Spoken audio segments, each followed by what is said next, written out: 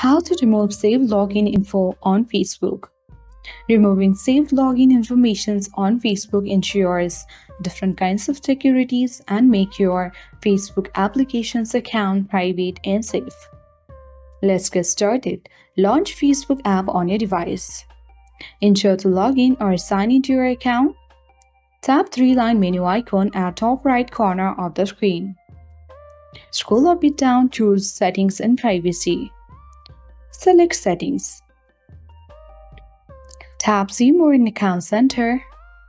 Scroll up and down. Tap Password and Security under Account Settings.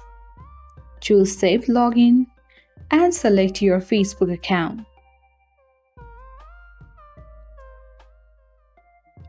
On this page, tap Remove Saved Login Information from Facebook for Android on Android 13.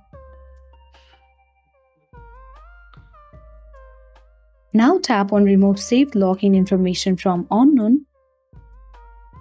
And that's it. That's how we remove saved login info on Facebook. I hope this video was helpful and informative for you. If it was, then make sure to hit the like button, subscribe our channel if you are new, and press the notification bell for more updates.